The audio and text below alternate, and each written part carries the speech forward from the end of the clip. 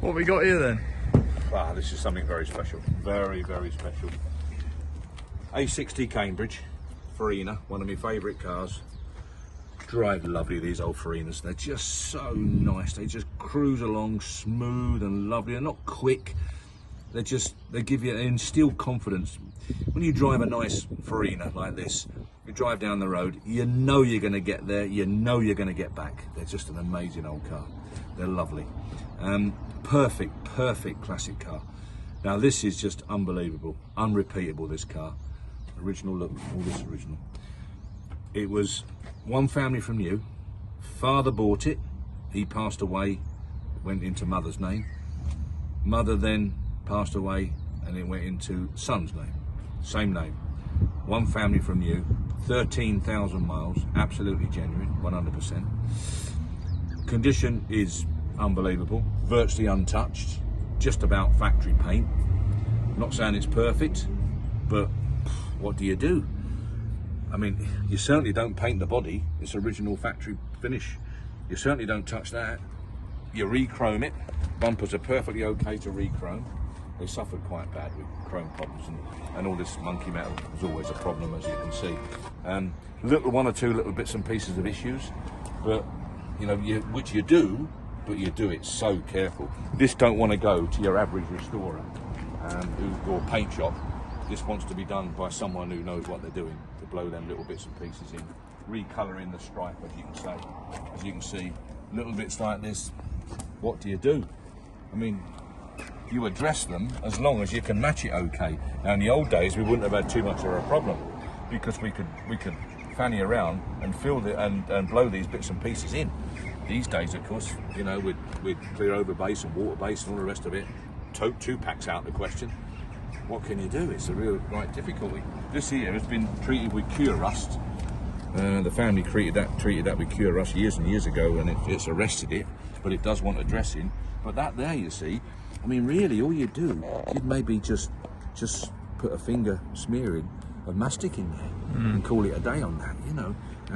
It's really, really difficult. There's one or two little bits and bobs, look, but so minor. But the car itself, I mean, it's just unbelievable. Look at it's that. Never been cleaned. It is exactly what you see. In fact, while it smells like a brand new car. While it's available, I might just give it a run around the block. But I mean, look at the pedal rubbers. Look, it's original radio, Radiomobile push button radio. It's done 13,395 miles. That is absolutely genuine and correct. We can't guarantee any mileage. Make your own mind up about it, but I know that's correct. The family know it's correct because they bought it new. So it's one of them. It's a really difficult car. You sort of don't do anything. If you can't do it properly, don't do it. That's what I'm trying to say with this. If you can't blow this in so it's indistinguishable, then leave it alone. You'll mess it up. The car does not want to be painted. It must not be painted. It's got to be left as it is. Re-chrome it, fair enough. Take the chrome off in the winter, do a nice chrome job. But do not repaint this car. It's the worst thing you can ever do. It's stunning, it's amazing. Engine bay, you clean it, and I suppose if you go the whole way, you strip it and you paint it.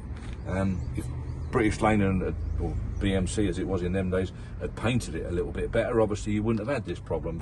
But then again, they weren't built to stand in a shed for 27 years or whatever it might be. They just weren't built that way. So you know, it might sound as though I'm knocking BMC all the time or manufacturers. I don't really mean to. They were built to be used, and this should have been scrapped 30 years ago, shouldn't it? So you can't really blame them too much for this picking up. But it's only minor surface stuff. But it sort of does want either addressing, or do you just oil it and leave it? You certainly don't underseal it or wax oil it or anything like that. You either, you know, do it all, or you oil it and address it so it don't get any worse. Personally, that's what I would do. And I know it's always lovely to lift the bonnet and go, wow, look at that engine bay.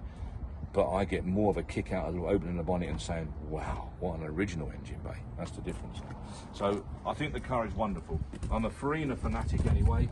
I don't know why I don't run one myself. I've had loads and loads, I suppose, and you get a bit fed up with them, I suppose, that's all really. But as far as a car to run, all the Farina range, especially the Riley and the Wolsers and that. I did have a 468 for a long while, beautiful car. And I do remember thinking to myself, what, you couldn't wish for a better driving car than a Farina. So I'm going to give it a quick spin around the village now while it's handy. And if anybody wants to ring me and ask me what I think of it, I'll tell them honestly. Last taxis there, look. No, I think we already know the answer, don't we? I already know what it's going to drive now. So, what can you say? If you want one of the most honest, genuine, original A60 Farinas in the country, you've got to buy it.